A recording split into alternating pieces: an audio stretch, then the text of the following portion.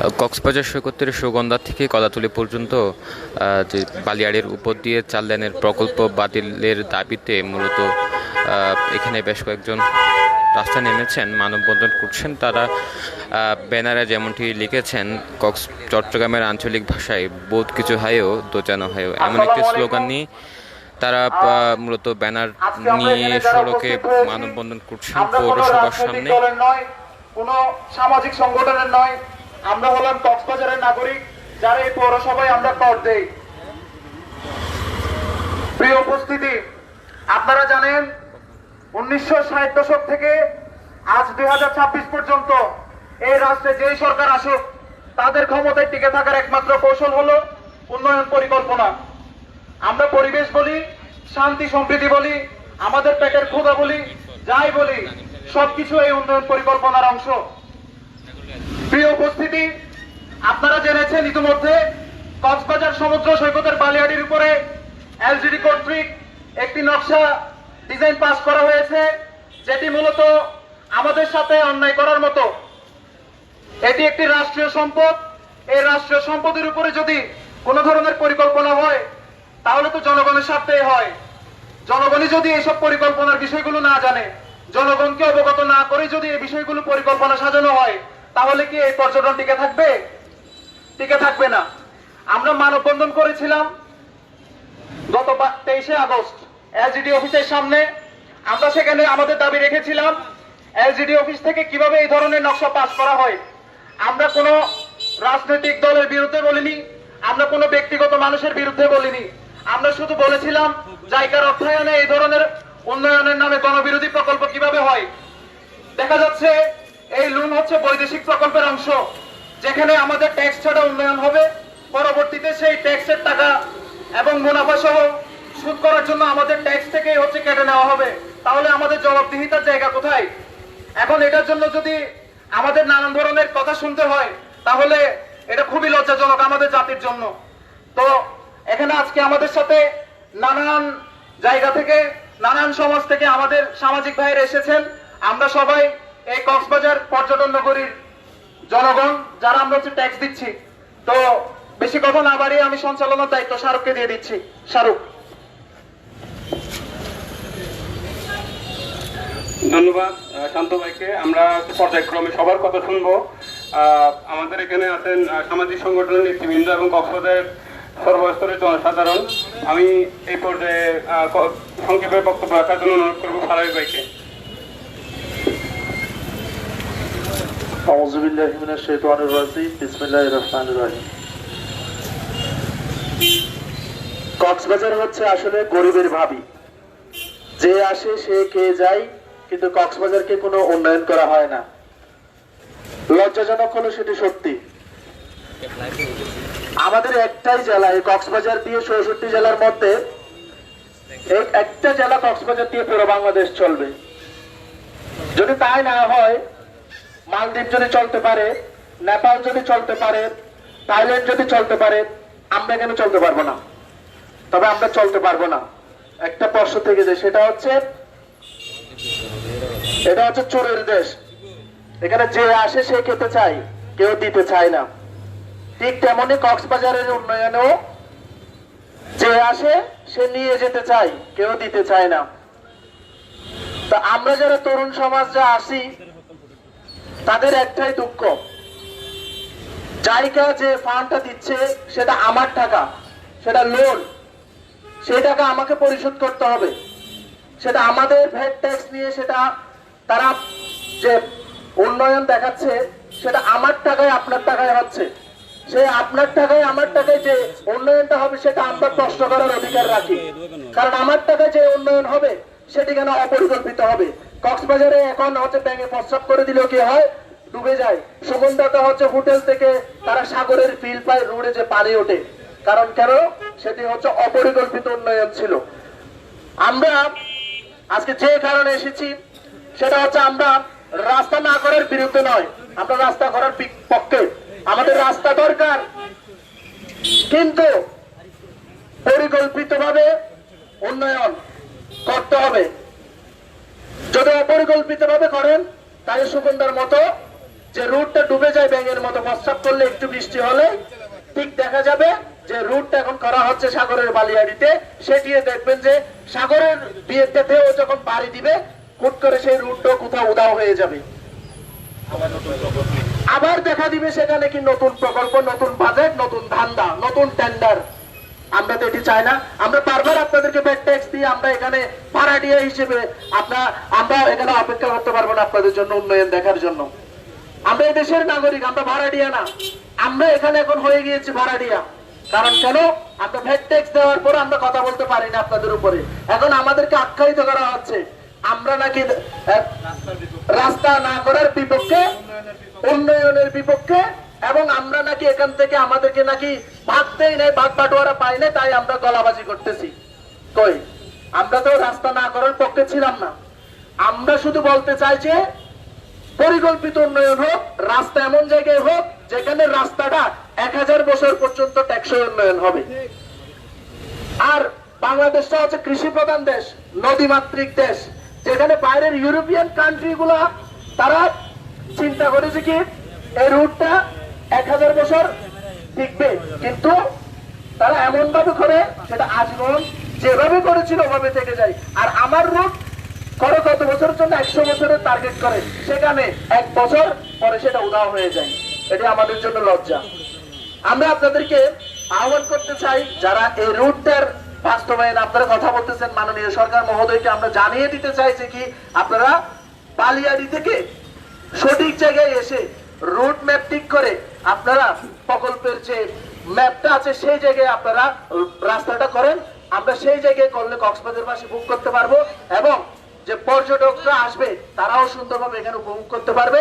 এবং আমরা এখানে চাই না যে আমরা রাস্তা না হোক, আমরা চাই রাস্তাও হোক, উন্নয়ন হোক। কক্সবাজারে বহু উন্নয়ন দরকার, সেজন্য আমরা চাই এটা পরিকল্পিতভাবে হোক। ধন্যবাদ।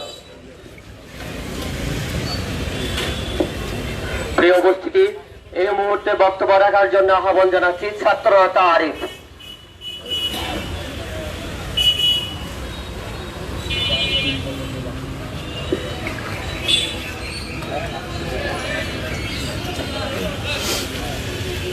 সংগ্রামী বন্ধুগণ, আমরা সবাই জানি কক্সবাজার পর্যটন নগরী, কক্সবাজার বৈচিত্র্যের নগরী। কক্সবাজার মানে সমুদ্র, কক্সবাজার মানে পাহাড়, কক্সবাজার মানে বন, কক্সবাজার মানে পর্যটন। কিন্তু এই পর্যটন এই সমুদ্র নগরীকে প্রতিনিয়ত বিক্রি করে পকেট ভরছে কিছু সুবিধাকামী মানুষরা। সেখানে হয়তোবা আছে পৌরসভা, সেখানে হয়তোবা আছে ওই বড় বড় সমুদ্রের চরে অবৈধ স্থাপনা করা হোটেল ব্যবসায়ীরা। এর সাথে আরো আছে কিছু অসাধু পরিবেশ ব্যবসায়ীরা। বন্ধুগণ, আমরা শুনেছি 1.2 কিলোমিটারের যে রাস্তাটি করা হচ্ছে 4 লেনের, তার বাস্তবতা আসলে কোথায়, কেন করা হচ্ছে এবং এর প্রয়োজনটাই বা কি? তারা বলছে সমুদ্রের চর সংরক্ষণের জন্য এই বাঁধ নির্মাণ করা হবে। তারা বলছে পর্যটন নগরীতে পর্যটকদের আনাগোনা বাড়াতে এই সড়ক নির্মাণ করা হচ্ছে।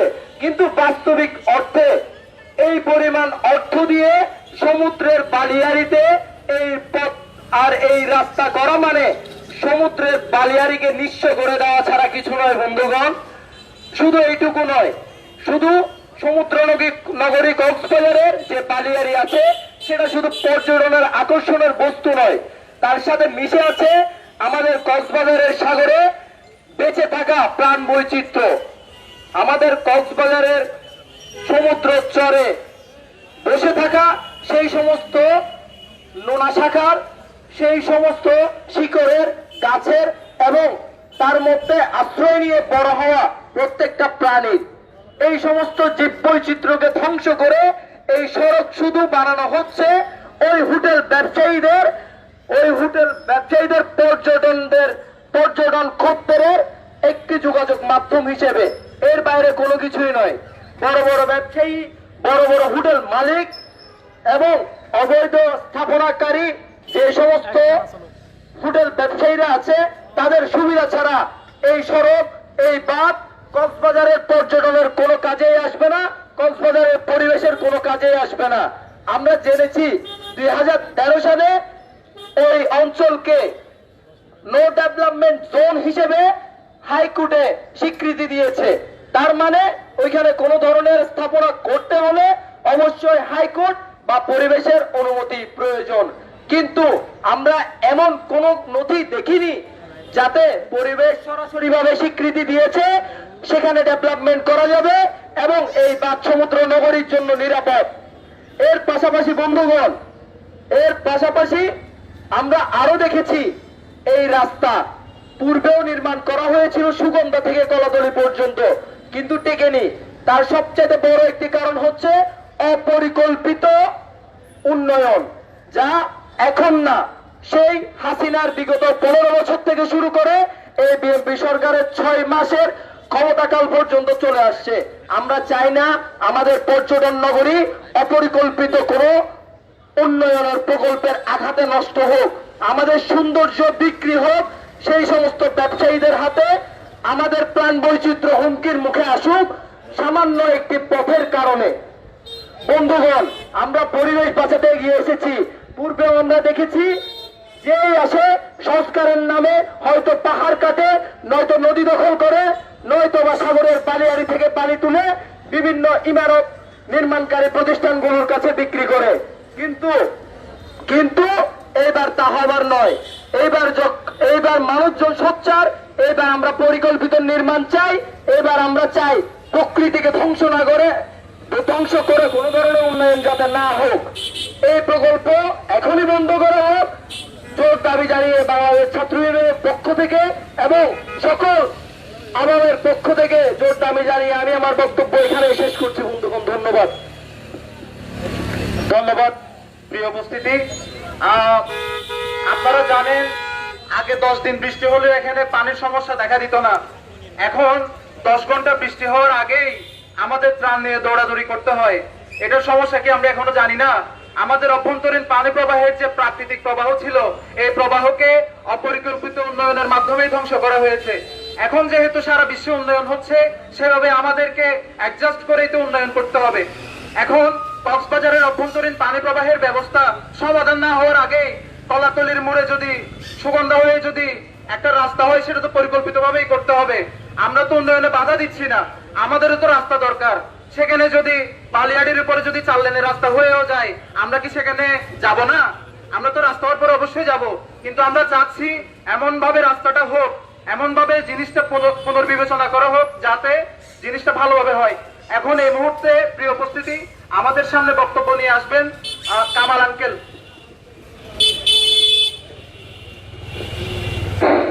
বিসমিল্লাহির রহমানির রহিম। প্রিয় ভাইরা, আজকের এই ছাত্রদের এই মানববন্ধনে, এবং আপনারা জানেন কক্সবাজারে যে সরকার আসুক, এই আমাদের সমুদ্র সৈকত, এই সৈকতটা হচ্ছে আসলে আমরা ছোটবেলায় যখন আমার আম্মু ঘুম পাড়াইতো, তখন আমরা সাগরের গর্জন শুনতাম, সাগরের ঢেউর গর্জন শুনতাম। এখন সাগরের ঢেউ গর্জন শুনি না। সাগর এখন দখলে চলে গেছে। সাগর তার প্রাকৃতিক আগের রূপ এখন পাচ্ছে না। সাগর গর্জন ছড়াচ্ছে না। আমরা চাই সাগর দখল মুক্ত। আমরা উন্নয়ন চাই, দেশের উন্নয়ন হোক, আমরাও চাই। আমরা সাগর দখল করে উন্নয়ন আমরা চাই না। আমরা এই কক্সবাজারের আগামী 10 থেকে 15 বছরের মধ্যে সবগুলো দালান বিল্ডিং হয়ে যাবে, কিন্তু আমাদের কক্সবাজারের লোকাল জনগোষ্ঠীর জন্য, আমাদের ইয়াং জেনারেশনের জন্য অক্সিজেন নেওয়ার জায়গা হচ্ছে এই কক্সবাজারের সমুদ্র সৈকত। আজকে কৃষক সাধু ব্যবসায়ী এই সমুদ্র সৈকতকে পানির উপর, বালিয়াড়ির উপর দিয়ে রাস্তা নিয়ে যাচ্ছে। কার স্বার্থে? আগের সরকার তারা অন্যজনের জায়গা ছেড়ে দিয়ে রাস্তা করছিল, একটা মাস্টার প্ল্যান, একটা মাস্টার ম্যাপ ছিল। আমরা চাই এই পুরাতন ম্যাপ অনুযায়ী সৈকতের বালিয়াড়ি যে 4 লাইন 4 লাইন করা হচ্ছে, ওই 4 লাইনটা আগের ম্যাপ অনুযায়ী করা দাবি জানাই। প্রিয় ভাইরা, আমরা কক্সবাজারবাসী সংগঠন কক্সবাজার শহর শাখার সাধারণ সম্পাদক হিসেবে আমি কক্সবাজারবাসীকে এই দাবি জানাই, পৌরসভা এবং জেলা প্রশাসক কর্তৃক আজকে এখানে দুঃখ হয়, যে সরকার আসুক টাকা দিয়ে রাতারাতি কমিটি করে রাতারাতি কয়েকশো ব্যানার করে এটা কার স্বার্থে করা হয়েছে? আমার দাবি, প্রিয় ভাইরা, আপনারা আমরা ইয়ং জেনারেশন এবং কক্সবাজারের লোকাল জনগোষ্ঠী থাকতে আমরা এটা কোনোদিনই বরদাস্ত করব না এবং হতে দিব না।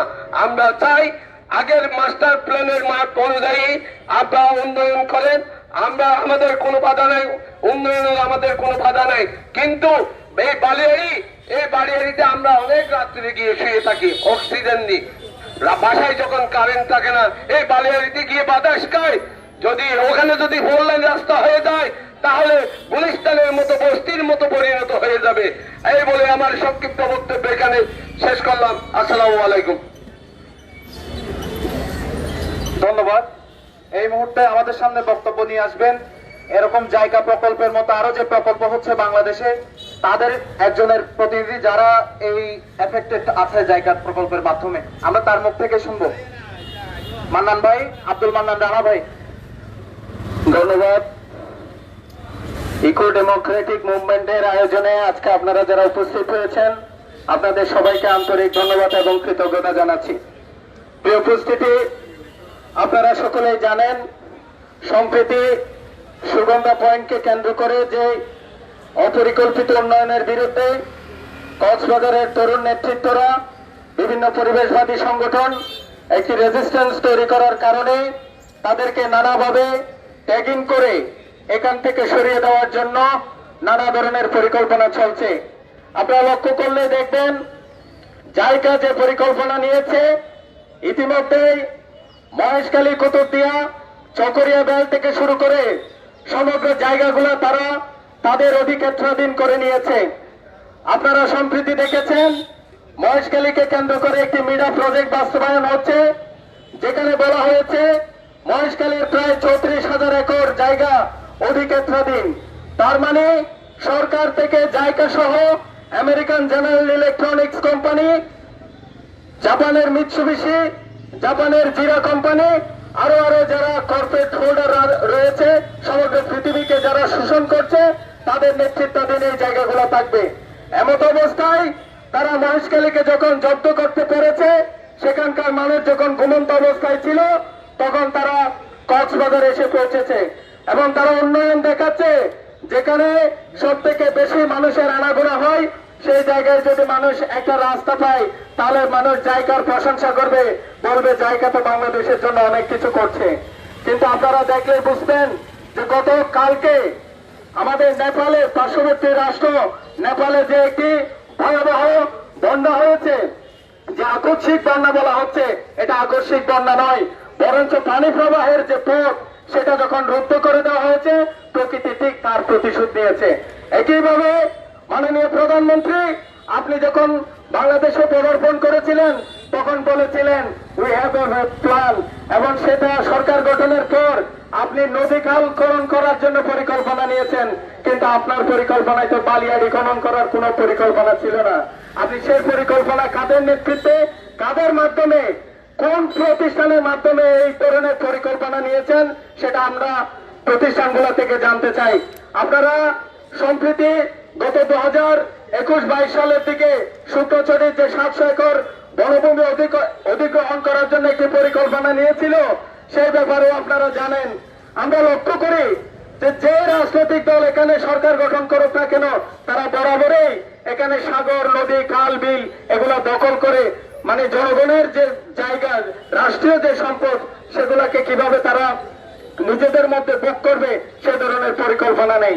আমরা এই পরিকল্পনাকে একদম নাকচ করছি না, আমরা বলছি রাষ্ট্রীয় প্রতিষ্ঠানগুলা জবাবদিহিতার আওতায় এসে জনগণকে অংশীদার মনে করে এবং এখানকার যারা তরুণ নেতৃত্ব রয়েছে, যারা পরিবেশবাদী সংগঠন রয়েছে, একই সাথে সামাজিক নেতৃত্ব রয়েছে, তাদের সকলের মতামতের ভিত্তিতে একটি রাষ্ট্রীয় প্রতিষ্ঠানের জবাবদিহিতা সম্পূর্ণ অবস্থান তৈরি করে সকলের মতামতের ভিত্তিতে একটি ভারসাম্যপূর্ণ সিদ্ধান্তের মাধ্যমে উন্নয়ন হোক, যে উন্নয়ন সত্যিকার অর্থে পরিবেশকে সুরক্ষা দিবে, জনগণকে সুরক্ষা দেবে এবং রাষ্ট্রীয় সম্পদকে সুরক্ষা দেবে। আমরা বারবার করে বলছি আপনারা পরিবেশকে ধ্বংস করে, একজন ব্যক্তিত্ব এখানকার নেতৃত্ব বলেছেন যে যখন পরিবেশ এবং মানুষকে কম্প্রোমাইজের কথা আসে, তখন পরিবেশকে কম্প্রোমাইজ করতে হয়। আমরা বলছি না, পরিবেশকে কম্প্রোমাইজ করতে হবে না, বরঞ্চ সেই জায়গায় সেই যুক্তিতে মানুষকেই কম্প্রোমাইজ করতে হবে।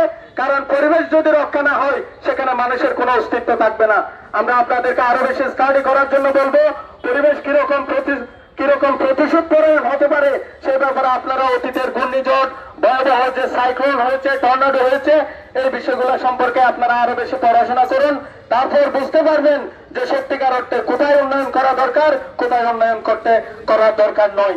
আমি এই কথা বলে আমার সংক্ষিপ্ত কথা এখানে শেষ করছি। ধন্যবাদ সবাইকে। ধন্যবাদ প্রিয় উপস্থিতি।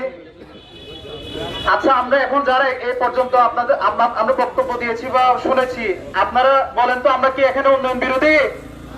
আমরা কি উন্নয়ন বিরোধী? আমরা কি রাস্তা বিরোধী? আমরা তো রাস্তা চাই। রাস্তার নকশা যদি রাস্তার নকশার মতো না হয় তাহলে তো সমস্যা। এখন আপনারা যদি মনে করেন যে খতিয়ানভুক্ত জমি চলে যাবে, তাহলে বাংলাদেশে ভূমি অধিগ্রহণ আইনের কি কাজ? 1824 ভূমি অধিগ্রহণ আইন সংশোধিত 2017। আপনারা যে বলছেন আইন সম্পর্কে আমরা জানি না, আমরা লেখাপড়ার পাশাপাশি সামাজিক কাজের মাধ্যমে পলিসি নিয়ে রিসার্চ করেছি। আমরা শুধু পরিবেশ নিয়ে কাজ করিনি। আপনারা মনে করবেন না যে শুধু পরিবেশের সমস্যা হলে সব সমস্যা। একটা সমস্যা আরেকটা সমস্যার সাথে রিলেভেন্ট। সো আমি আর বেশি কথা বাড়াবো না। এই মুহূর্তে আমাদের সাথে বক্তব্য দিবেন আমাদের হয়ে Kamrul Hasan uncle, voice of Cox's Bazar. সংক্ষিপ্ত বক্তব্য রাখার জন্য আপনাকে অনুরোধ জানাচ্ছি। ধন্যবাদ আজকের মানববন্ধন আয়োজন কর্তৃপক্ষকে।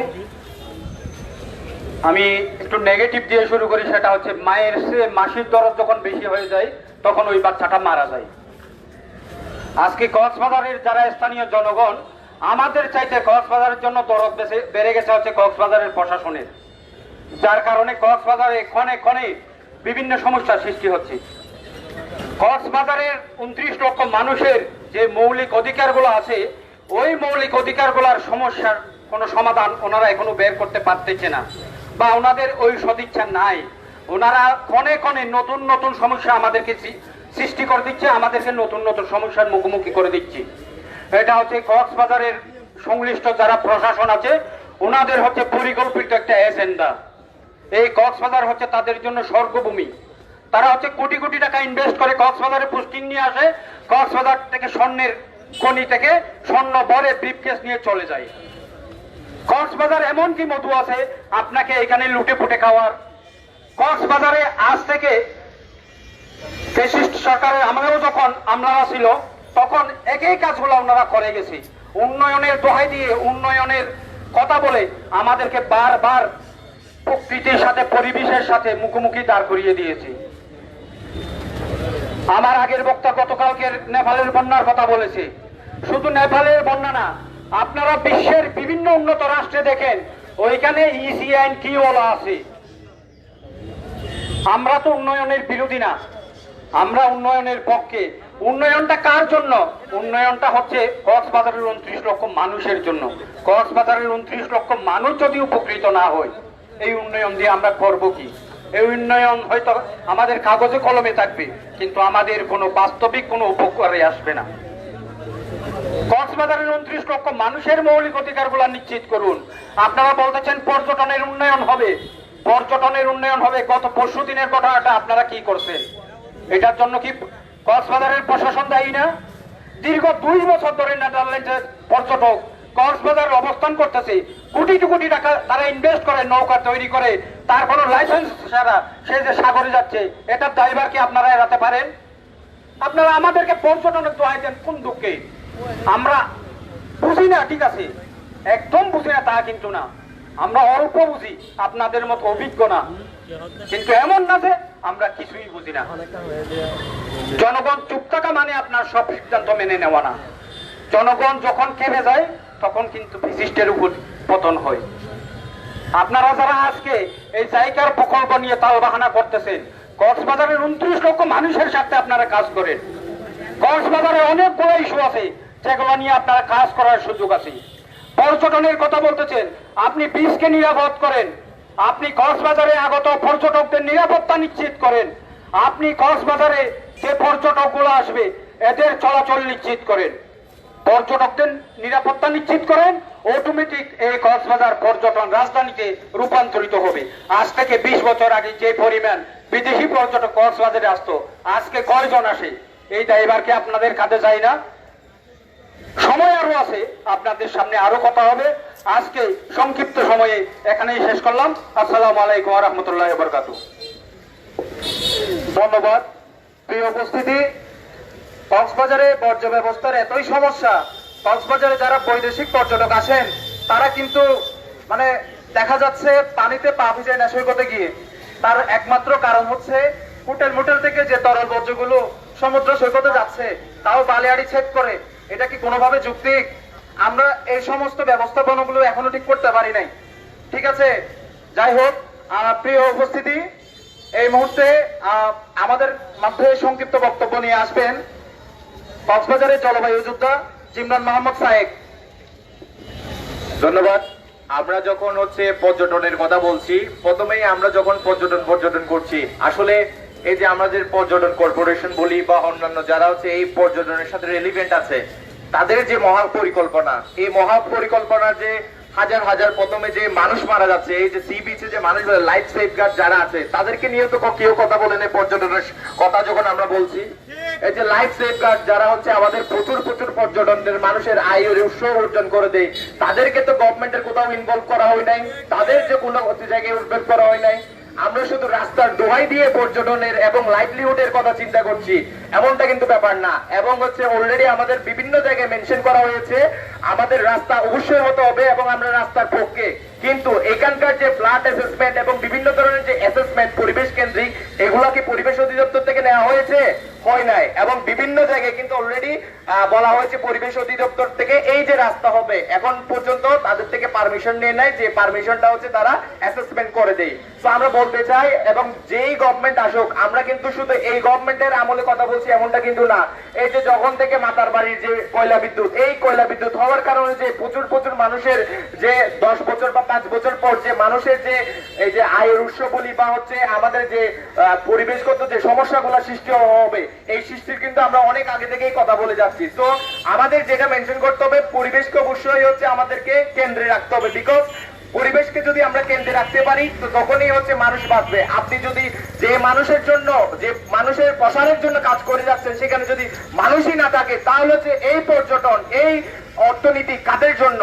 তো আমাদের প্রথমে যে চিন্তাটা করতে হবে, পরিবেশকে সাথেই রেখে পরিবেশের যে অ্যাসেসমেন্ট, বিভিন্ন ধরনের পদক্ষেপগুলো আছে, ওই পদক্ষেপগুলো নিয়েই আমাদের আগাতে হবে। তাহলে আমাদের এই যে পরিবেশকে সামঞ্জস্য রেখে আমরা কাজগুলো আগাতে পারবো। তো আমাদের যেটা দাবি, আমাদের দাবি অবশ্যই রাস্তা হোক, কিন্তু সেটা প্রপার ওয়েতে, এবং যে অ্যাসেসমেন্ট গুলো দরকার এবং যে পরিবেশ কেন্দ্রিক যে বিষয়গুলো থাকে, ওইগুলো মেনেই আমাদের রাস্তা হতে হবে। আদারওয়াইজ এই রাস্তার কারণে কিন্তু আমাদের আরো সামনে বিভিন্ন ধরনের সমস্যা, প্রাকৃতিক যে সমস্যাগুলো এবং এই প্রাকৃতিক সংঘর্ষ কিন্তু মানুষ সৃষ্টির কারণে এগুলো অনেকগুলা ইনভলভ। তো ওই জায়গা থেকে আমাদের আরো বেশি সচেষ্ট থাকতে হবে এবং সতর্ক থাকতে হবে। এবং আমাদের কক্সবাজারে যে এই যে আমরা যখন বলতেছি পর্যটনের কথা, এই যে বর্জ্য ব্যবস্থাপনা নিয়ে তো কোনো ধরনের সমস্যা নিয়ে আমরা কথা বলি নাই। পর্যটন কর্পোরেশন বা বিভিন্ন যে কর্পোরেশন, গভর্নমেন্ট, এলজিডি বা পৌরসভা, তারা যে এই পৌরসভার এই কাজগুলো নিয়ে তো আমরা কখনো কথা বলি না। তো আমাদের কথা বলার জায়গা কোথায় কি বলতে হবে, এই জায়গাটা নিয়ে আমাদের সচেষ্ট থাকতে হবে এবং আমাদের আরো বেশি সচেতন হতে হবে বলে আমি মনে করছি। ধন্যবাদ। প্রিয় উপস্থিতি, আমাদের ব্যানারের পাশে দেখতে পাচ্ছেন বর্তমান সরকার প্রধান তারেক রহমানের একটা বক্তব্যের অংশ। ভালোভাবে দেখুন তিনি কি বলেছেন। পরিবেশ সংরক্ষণ কোনো বিলাসিতা নয়, এটি একটি অপরিহার্য বিষয়। আসুন আমরা আমাদের জল, বায়ু ও মাটি রক্ষা করি এবং সকলের ভবিষ্যৎ সুরক্ষিত করি। উনি কি জাতা মানুষ যে এই ধরনের কথা বলবেন? আপনারা দেখুন, এই যে বিগত 7 আগস্ট, 6 আগস্ট কক্সবাজার উন্নয়ন কর্তৃপক্ষের সম্মেলন কক্ষে সালাউদ্দিন আহমেদ কি বলেছেন? তিনি বলেছেন কক্সবাজারকে পর্যটন নগরী হিসেবে দেখলে হবে না, শুধুমাত্র এখানকার যে প্রাকৃতিক বৈচিত্র্য আছে এগুলো কেউ তৈরি করেনি, এগুলো প্রাকৃতিক ভাবে সৃষ্টি হয়েছে। এবং এই জায়গায় আমরা যদি এই ইকোলজিক্যাল রিসোর্স গুলোকে যদি আমরা ডেভেলপ করতে না পারি, তাহলে আমরা কক্সবাজারকে ইকো ট্যুরিজমের মধ্যে কিভাবে আমরা রূপ নিব? আমাদের কক্সবাজারের যে ল্যান্ডস্কেপে বিস্তৃত এরিয়া এবং যে আমাদের ইকোলজিক্যাল সমৃদ্ধ, আমরা সমৃদ্ধশালী ইকোলজিক্যালি, সেভাবে কিন্তু আমরা বিশ্বের নানান ধরনের পর্যটন কেন্দ্র, ইন্দোনেশিয়ার বালিকে পর্যন্ত আমরা চ্যালেঞ্জ করতে পারি। তাহলে সেই জায়গায় আমরা কিভাবে এভাবে অপরিকল্পিতভাবে নকশা প্রণয়ন করলাম? যাই হোক, এই মুহূর্তে আমাদের মধ্যে সংক্ষিপ্ত বক্তব্য নিয়ে আসবেন কায়সার হামিদ ভাই, এরপরে এস এস সাগর, এরপরে আমরা সংক্ষিপ্ত করব। ধন্যবাদ। বক্তব্যের শুরুতে নেপালে যে ভয়াবহ বন্যা হয়েছে, আমরা তাদেরকে পর্যটন নগরী কক্সবাজার থেকে আমরা সংহতি জানাচ্ছি। আমরা যে বিষয়টা নিয়ে এখানে দাঁড়িয়েছি, ওই বিষয় ভিত্তিক আলোচনা আমরা যারা পূর্ববর্তী যারা বক্তা ছিলেন তারা বিষয় আলোচনা করেছেন, যে জিওলজিক্যাল যে ব্যালেন্স, ইকুইভ্যালেন্স বা পরিবেশগত যে ভারসাম্য রক্ষা করার যে বিষয়গুলো, ওদিকে আমি যাচ্ছিলাম যেহেতু সময় সংক্ষিপ্ত এবং আমরা রাস্তায় দাঁড়িয়েছি এবং অনেক মানুষের জনবিঘ্ন হচ্ছে। তো যে কথাটা বলতে চাই, যখন থেকে এই বিষয়গুলো নিয়ে কথা শুরু হয়েছে তখন দুটো গ্রুপ দাঁড়িয়েছে। একটা হচ্ছে যে যারা এই রাস্তাটা চায় এবং যারা এই রাস্তাটা উন্নয়নটা চাই, পাশাপাশি উন্নয়নটা সঠিক জায়গায় সঠিকভাবে হোক। এখন যখনই একটা গ্রুপ যখন দাঁড়ালো যে সঠিকভাবে উন্নয়নটা হোক, ওরা কখনো উন্নয়নের বিপক্ষে ছিল না। আজকে আমাদের এখানে আসছি, তাদেরই একটা অংশ হচ্ছে কি আমরা এখানে, এবং এখানে যারা দাঁড়িয়েছি আমাদের এখানে কারো যে বড় কোনো কোটি টাকা ইনভেস্টমেন্ট নাই পর্যটন ডেভেলপমেন্টের, যে এটা হলো যে আমাদের খুব বেশি লাভ হবে বা এটা হলে আমাদের ক্ষতি হবে এরকম কোনো কিছু নাই। জাস্ট এটা জনগণ হিসেবে, একজন ট্যাক্স পেয়ার হিসেবে তার বদলা থেকে আমরা এখানে আসছি। যখনই দাঁড়ানো হয়েছে তখনই তাদেরকে ট্যাগিং দেওয়া হচ্ছে। এই ট্যাগিং এর মনোভাবটা একটা সৌরছানি মনোভাব, যেটা আমরা একটা সময় দেখে আসছি। এই ট্যাগিং এর জায়গা থেকে চলে আসতে হবে এবং তাদেরকে পরিবেশবাদী বলে বলা হচ্ছে, পর্যটন বিরোধী বলা হচ্ছে। হ্যাঁ, আপনারা যারা এখন পর্যটন অনেক বেশি ভালো বুঝেন, আপনারা যারা পর্যটন নিয়ে অনেক বেশি চিন্তা করেন, স্টাডি করেন, তাহলে শুধুমাত্র যে একটা ছোট রাস্তা 1.5 কিলোমিটার যে রাস্তাটা হচ্ছে, এটা নিয়ে কোনো আপনাদের একটা চিন্তা ভাবনা। এর আগেও তো কারণে উন্নয়ন হয়েছে, আপনারা তো এই উন্নয়ন নিয়ে যে এস্টাবলিশড এক্সিস্টিং যে ফ্যাসিলিটিস গুলো আছে সেগুলো যে ঠিক মতো কাজ করছে না, সেটা নিয়ে তো কখনো কথা বলেন না জোরালো ভাবে। আজকে কক্সবাজারে টুরিস্ট আনার জন্য আপনি মরে হয়ে যাচ্ছেন, বিদেশি পর্যটক আপনার নিয়ে আসবেন এখানে, ওই বিষয় পলিসি জায়গায় যে কাজগুলো করতে হবে ওই জায়গায় আপনার কতটুকু ভূমিকা পালন করেছেন।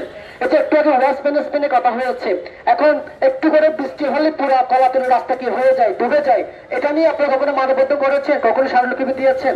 এই যে এখানে আমাদের পরিবেশগত বিষয় নিয়ে আরো বিষয়গুলো রয়েছে, যে অনেক যে আমাদের যে অফিসিয়াল যে বিষয়গুলো রয়েছে, যারা ছোট ছোট উদ্যোক্তা যারা পর্যটনের ভূমিকা রাখতে চায়, তারা যে এখানকার অ্যাডমিনিস্ট্রেটিভ যে জায়গায় প্রবলেম ফেস করে প্রতিপথে, এইগুলো নিয়ে আপনার কথা বলেন নাই। এবং একই সাথে এখানকার যে ফ্যাসিলিটিস গুলো আরো কিভাবে ডেভেলপ করা যায়, এক্সিস্টিং যে বিষয়গুলো আছে এগুলো নিয়ে কিভাবে আরো বেশি কাজ করা যায়। শুধুমাত্র এই রাস্তাটা যদি মনে করেন যে রাস্তা হলেই যে পুরো পর্যটন চিত্র চেঞ্জ হয়ে যাবে, বিদেশি টুরিস্ট আসবে, তাহলে আমরা বলবো আপনার কালকেই রাস্তা বাস্তবায়ন করে ফেলুন। আসলে বাস্তবতা হবে না। এর চেয়ে বড় প্রকল্প কক্সবাজার হয়েছে, আমরা বিদেশি পর্যটককে পাই নাই। তো সুতরাং আমরা বলতে চাই যে দ্বিতীয় পক্ষ না হয়ে সবাই একসাথে আসুন, যেখানে বিশাল জনসংখ্যার সুবিধা থাকবে, যেখানে মানুষ উপকৃত হবে, সেই জায়গায় সেই ধরনের পরিকল্পনা আমরা চাই। যে পরিকল্পনা শুধুমাত্র গুটি কয়েক জায়গায়, গুটি কয়েক ব্যবসায়ীকে সফল করার জন্য, গুটি কয়েক প্রপার্টি রক্ষা করার জন্য যাতে বাস্তবতা না হয়।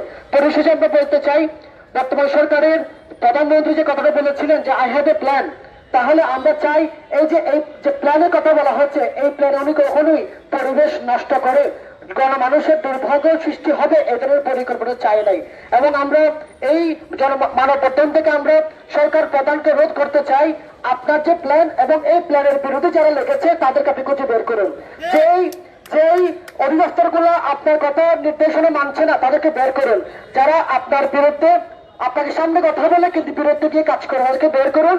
এবং দিন শেষে যারা সামনে জনপ্রতিনিধি হওয়ার স্বপ্ন দেখছেন, যারা জনপ্রতিনিধি এখন আছেন, আপনারা কখনোই জনগণকে পেছনে ফেলে উন্নয়নটা করতে যাবেন না। দিন শেষে আপনার জনগণকে লাগবে। ধন্যবাদ সবাইকে। প্রিয় উপস্থিতি, এই মুহূর্তে আমাদের সামনে সংক্ষিপ্ত বক্তব্য নিয়ে আসবেন কক্সবাজারের সন্তান এস এস সাগর। আসসালামু আলাইকুম।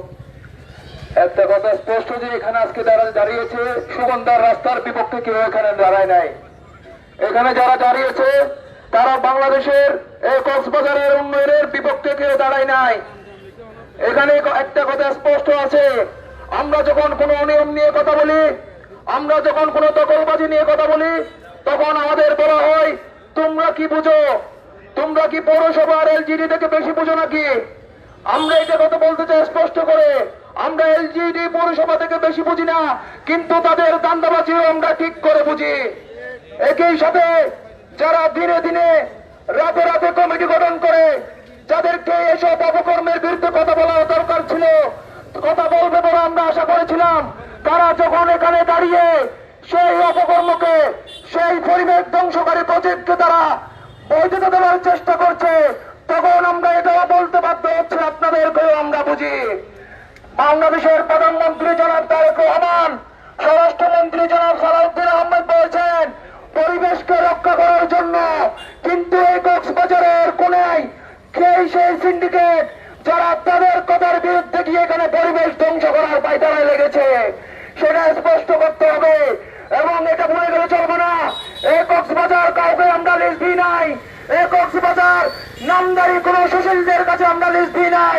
আমরা পরিবেশবাদী না, আমরা চালবাজ না, আমরা এই বাংলাদেশবাদী হিসেবে কথা বলতে এসেছি এখানে।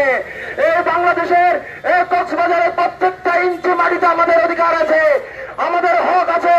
এখানে কোথায় উন্নয়ন হবে, এখানে কোথায় পরিবেশ ধ্বংস করা হবে, তার বিরুদ্ধে আমরা কথা বলবো। উন্নয়ন হলে সেটার পক্ষে আমরা কথা বলবো। কোন প্রভাবশালী সিন্ডিকেট, প্রভাবশালী যদি কোন রাজনৈতিক নেতৃবৃন্দ, প্রভাবশালী আমরা যদি এখানে যদি বাধাগ্রহ সৃষ্টি করে, তাহলে আমরা তাদের বিরুদ্ধে কথা বলে যাব, আমরা লড়াই করে যাব। একটা কথা স্পষ্ট করে বলি, পুরো পৃথিবীতে এখন প্রকৃতির সাথে ভারসাম্য করে যে উন্নয়ন প্রকল্প তারা গ্রহণ করে যাচ্ছে, কক্সবাজারের মতো জায়গায় একটা আন্তর্জাতিক টুরিস্ট স্পট, এখানে কিন্তু পরিবেশ ধ্বংস করে তারা এই কার্যক্রম পরিচালনা করে যাচ্ছে। আমরা এই রাস্তা হোক, এটা সবসময় চাই। আমাদের স্বপ্নের এই রাস্তা যানজট মুক্ত হয়ে কক্সবাজার শহর অভিশাপ থেকে মুক্ত করার জন্য এরকম রাস্তা হওয়া দরকার। কিন্তু এই রাস্তা কেন সমুদ্রের বাড়িয়ারির বুক ছিঁড়ে করতে হবে, এই প্রশ্নটা দেখে যায়। বিকল্প রাস্তা থাকার পরেও, বিকল্প জায়গা থাকার পরেও কেন আপনারা বারবার সমুদ্রের দিকে চোখ দেন, কেন সমুদ্র খেতে চান? গতকালকে একটা কথা শুনেছি আমরা, এখানে বলা হয়েছে আমরা যারা ফার্নিচার ইউজ করি, মোটর সাইকেল ইউজ করি, এগুলো নাকি পরিবেশ ক্ষতি করছে। আমরা যারা ফার্নিচার বসি, হোন্ডা নিয়ে চালাই, এগুলোই নাকি পরিবেশ ক্ষতি করে। কিন্তু আমি বলতে চাই এসব পরিবেশ ক্ষতি করে না, এটাই হলো পরিবেশের সাথে ভারসাম্য।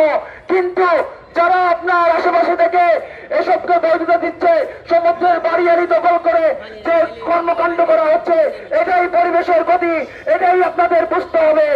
এখানে পরিবেশের সাথে ভারসাম্য করে জীবন জীবিকা নির্বাহ মানে হচ্ছে এখানে সামনে একটা গাড়ি থাকলে হর্ন বাজাইতে হবে, এখানে বাইক নিয়ে আমাদের দ্রুত গতিতে চাইতে হলে বাইকের সাউন্ড হবে, বাসায় বসার জন্য যে আসবাবপত্র সেগুলো বানাইতে হলে গাছ কাটতে হবে।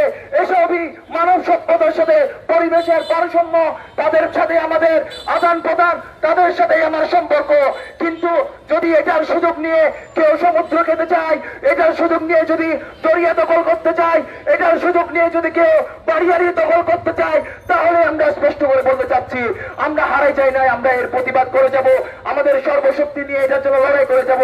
এবং বাংলাদেশ সরকারের প্রতি আমাদের আহ্বান, আজকে এখান থেকে আমরা বলে দিতে চাচ্ছি আমরা আপনাদেরকে বিশ্বাস করি, জনাব তারেক রহমান, জনাব সালাউদ্দিন রহমানকে আমরা বিশ্বাস করি আপনারা এই কক্সবাজারের সুদৃষ্টি দিবেন। সালাউদ্দিন আহমেদ সাহেব কক্সবাজারের সন্তান, আমি আশা করব ওনার পর্যন্ত এই খবরটা পৌঁছে যাবে এবং উনি খুবই সুন্দরভাবে একটা সমাধান দিবেন কক্সবাজারের বাসীর পক্ষে, কক্সবাজারের উন্নয়নের পক্ষে, কক্সবাজারের এই পরিবেশের পক্ষে উনি রায় দিবেন বলে আশা করছি। ধন্যবাদ। ইনকিলাব জিন্দাবাদ। প্রিয় উপস্থিতি, আমরা লক্ষ্য করছি বেশ কিছুক্ষণ ধরে, অনেকক্ষণ ধরেই আমাদের কক্সবাজারের প্রিন্ট মিডিয়া ভাইয়েরা আমাদের জন্য এভাবে দাঁড়িয়ে আছেন। আপনাদের প্রতি আমরা কৃতজ্ঞ জানাই। আমরা বক্তব্য শেষ পর্যায়ে চলে এসেছি। খুব গুরুত্বপূর্ণ কিছু ইনফরমেশন আপনাদের সাথে শেয়ার করতে চাই। আমরা প্রথমত উন্নয়ন বিরোধী নয়, আমরা নিজেরাও উন্নয়ন কর্মী, আমরা উন্নয়ন চাই। কক্সবাজার উপকূলীয় অঞ্চল থেকে পর্যটন নগরী হয়েছে, অবশ্যই এখানে পর্যটন শিল্পের প্রসারিত হোক, এটা আমরা চাই। এবং যে জায়গায় রাস্তা হচ্ছে শুনলাম সেখানে মানুষের খতিয়ানভুক্ত জমিও আছে, আমরা চাই না তাদের ক্ষতি হোক। আমরা তো সবাই কক্সবাজারের, এই যে বৈদেশিক বিনিয়োগের নামে কক্সবাজারের অভ্যন্তরীণে যে কনফ্লিক্ট, যে ক্লেশ তৈরি হয়েছে, এটা আমরা কখনো আশা করিনি। যারা কিছুদিন আগে এখানে মানববন্ধন করে গেছেন, খবর নিলে দেখা যাবে সবাই আমাদের কোনো না কোনো ভাবে পরিচিত বা আমরাও তাদের পরিচিত। এখানে কাদা ছোটাছুটি করার মতো কোনো বিষয় নেই। আপনারা যদি আমাদের সাথে একসাথে বসেন, লজিক্যালি বা বৈজ্ঞানিক যে টার্মস গুলো আছে সেখানে আপনারা আমাদের সাথে জিতে উঠতে পারবেন না। আমরা ছোট বলে আপনাদের মুখের উপরে কোনো কথা বলিনি। আপনারা ফেসবুকে যা তা বলেছেন, যা তা লিখেছেন বিভিন্ন মানুষজন নিয়ে, আমরা সেগুলো দেখেছি। সেখানে অনেক কথা এসেছে। কয়লা বিদ্যুৎ নিয়ে কেন কথা বলিনি? গুগলে একটু সার্চ করে দেখবেন আমাদের নাম দিয়ে। আমরা কোনো মিডিয়া বা পত্রিকার পিছনে আমরা পড়ে থাকিনি কাজ করার জন্য।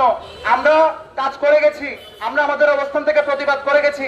কক্সবাজার সমিতি পাড়ায় সিভিল এভিয়েশনের যে কর্পোরেশনের নামে লিজ নেওয়ার নামে সেই সমিতি পাড়াকে বনাঞ্চল হিসেবে দেখাতে চায়, সেটা কি যৌক্তিক? আমরা এইসব বিষয় নিয়ে কথা বলেছি। সেখানে নাহিদ ভাইকে হত্যা করা হয়েছিল, সারা মিডিয়াতে কি এসেছিল? তখন আপনারা কোথায় ছিলেন? কক্সবাজারের মধ্যে এই যে প্যারাবন কাটানো হয়েছিল মানুষজনকে থাকার নাম দিয়ে, খাজনা নিয়ে, খতিয়ানের নাম দিয়ে, সেই মানুষগুলোকে আবার অবৈধ বলে সেখান থেকে উচ্ছেদ করা হয়। সেই কখন কোথায় ছিলেন আপনারা? আজকে যে এলজিডি ভবন আছে সেই এলজিডি ভবন করার জন্য তো আপনারা অনেক মানুষজনকে উচ্ছেদ করেছেন। তারা খবর নিলে দেখা যাবে দরিয়ানগরের ভিতরে আশ্রয় নিয়েছে। এই যে মাতার বাড়ির কয়লা বিদ্যুতে উন্নয়নের নামে মানুষজনকে যখন উচ্ছেদ করা হয় সামান্য কিছু ভূমি অধিগ্রহণের টাকা দিয়ে, তখন আপনারা কোথায় ছিলেন? বাংলাদেশ হয়তো 1971 সালে জন্ম নিয়েছে, কিন্তু বাংলাদেশ তো বাংলাদেশে জেগে থেকে গেছে। এই বাংলাদেশের মানুষের 300-400 বছরের সভ্যতা, সেই সভ্যতার মধ্যে আমাদের কৃষি, নদী, জমি সবকিছু তো আমাদের সভ্যতার অংশ। এই সভ্যতা যখন সামান্য কিছু টাকার মাধ্যমে বিলীন হয়ে যায়, তখন আপনারা কোথায় ছিলেন? বাইরের বিশ্বের মধ্যে উন্নয়ন হয়, সেখানে আজকে যারা শেখ আছে দুবাইতে, তারা কি শিক্ষিত? খবর নিয়ে দেখেন, তারাও না কোনোভাবে জেলে ছিল, চাষি ছিল। তারা আজকে হাজার হাজার কোটি টাকার মালিক। কিভাবে মালিক হয়েছে? তাদের সরকার উন্নয়ন পরিকল্পনায় তাদের সাথে পার্টনারশিপ করেছে। তাদের যে উন্নয়ন পরিকল্পনাগুলো ছিল সেখান থেকে যে রাজস্ব আসে, সে রাজস্ব থেকে তাদেরকে পার্সেন্টেজ দেওয়া হয়। এটাই তো মূলত উন্নয়নের ডাইমেনশন।